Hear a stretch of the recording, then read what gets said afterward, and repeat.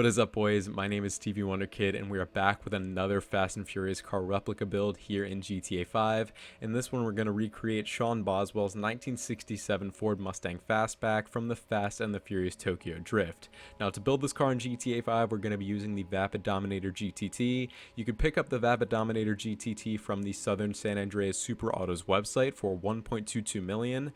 And also, if you have a high enough level in the LS car meet, you can actually unlock the trade price for this car, which is $915,000. If you go all in with the aesthetic modifications for this replica and you pay full price for the car without the trade price, it's about $1.5 million. But again, there's plenty of money to be saved there if you unlock that trade price. So with that all said, I'm going to go right over and start with the aesthetic modifications needed for this replica. First off, we're going to go into bumpers, and starting with front bumpers, we're going to leave the stock front bumper as you guys can see here. Just as kind of a preface for the rest of this build, by the way, a majority of the body on this car is stock, which is nice because it makes it easy for us doing a replica. Moving right into the rear bumpers as well, we're going to leave the rear bumper stock. So that is all good there. Moving back out of here, next we have the engine. And for this as well, I want to make a quick note. Unfortunately, there is no way for us to get an RB26 engine model in this car. To recreate the engine bay for this build, I actually looked at pictures of the car that appeared in the movie that were actually fitted with V8s. Not all of them had the RB motor. A lot of them had V8s that were used as like stunt cars. And I saw a few of the engine bays of those cars and also looked at some recreations, and I basically used that as a reference for all of the engine modifications. So first off, for the engine block, we chose the secondary ribbed valve covers, as you guys can see here. The black valve covers just next to the air cleaner. So next up, we have the air filter itself, and for this we went with the chrome air filter. Really kind of cleans everything up and makes the engine bay pop. So that's all good there. Next up, we have the strut brace, and for this I chose the triangulated strut brace, as you guys can see here. That's all good. Next up, we have the intercoolers, and for this, just to kind of be true to form, even though you can barely see the intercooler, I chose the exposed intercooler, as you guys can see right up front in front of the radiator there. So that's all good here. We're going to back out and go next to the exhaust, and for this, I chose the chrome tip exhaust. Again, nice, simple, and very, very clean. That's all handled. Next, we have the fenders, and for this, we're going to leave these stock fenders once again. Backing out of here, next we have the grille, and for this we're just going to do the hood badge delete, as you guys can see there. Next up, we have the headlight covers, and for these we're just going to leave the stock glass headlight covers, as you guys can see here. Next up, we have the hood, and for this, first off, we have hood catches. We're going to run no hood catches for this build. Next up, we have the hood itself, and for this I just went with the primary stock hood, as you guys can see there. Matches with the rest of the body color. That's all good. Moving back out, next we have the interior. First off, for the seats, we're going to leave these stock seats in there. Even though the car is pretty heavily modified, the seats are actually mostly OEM, so to kind of keep with that style, I just left the seats stock. Next up, we have the steering wheels, and for this I chose the Sprint Professional wheel. I think this is the absolute closest match you can get here in GTA 5. Next up, we have the roll cage, and for this, as you guys can see, I chose the Dash Dodger cage. You can see all the bracing and stuff that extends throughout the interior there. So that's all good. The interior is all done. Next up, we have the lights. First off, with the headlights, to kind of preserve that classic look, we're just going to leave the headlights stock.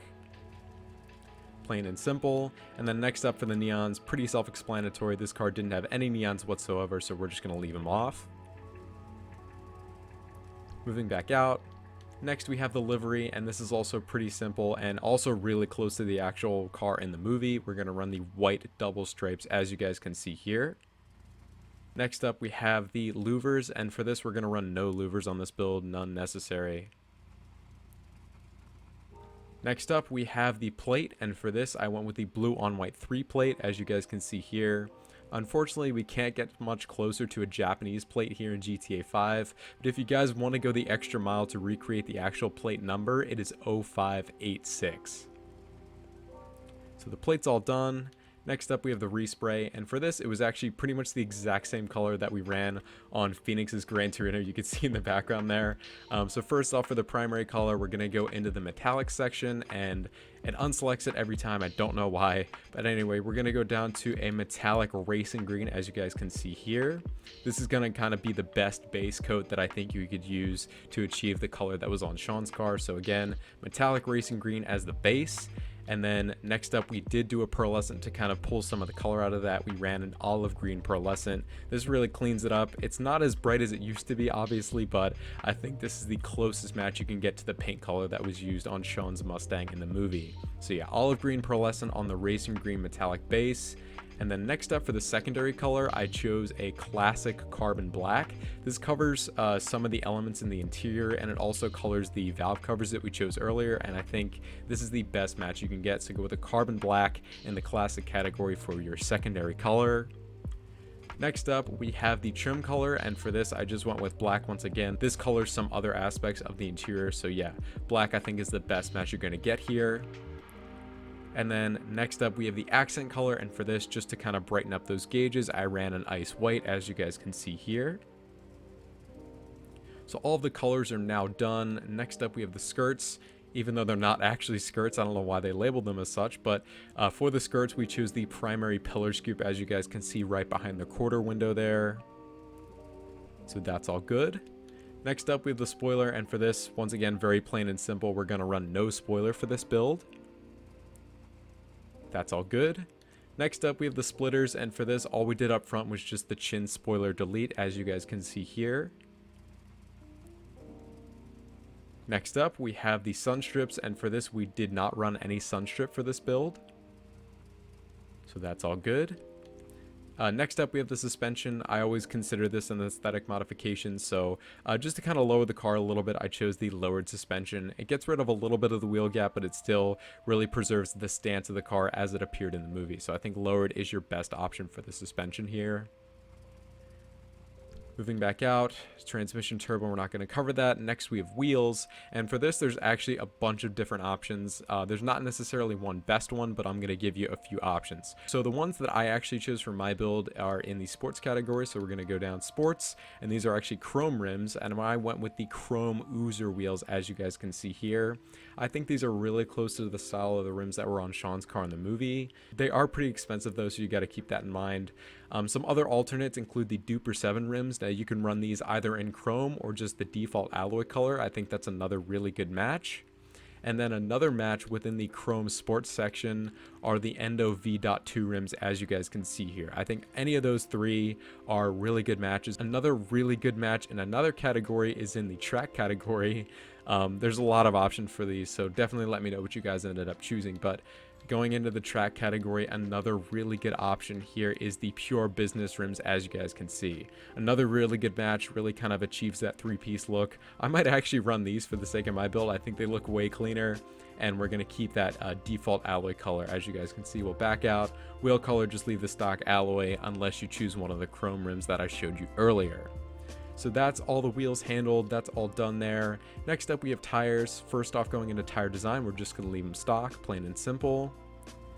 Next up, we have the tire smoke, and for this, we're just going to leave the default white tire smoke. And yeah, that's about it. Last but not least, we have the windows, and for this build, I chose not to run any window tints, but if you guys really wanted to, you could probably run a light smoke and get away with it. I'm just going to leave the tints off. But yeah, boys, that is about it. That's about everything you're going to need to do to the Vapid Dominator GTT to recreate Sean Boswell's 1967 Ford Mustang Fastback here in GTA 5. I'm hoping with this upcoming update that we're finally going to be able to drift the Vapid Dominator GTT once again. If we are, then definitely expect a drift build on this car coming very soon after the DLC's release.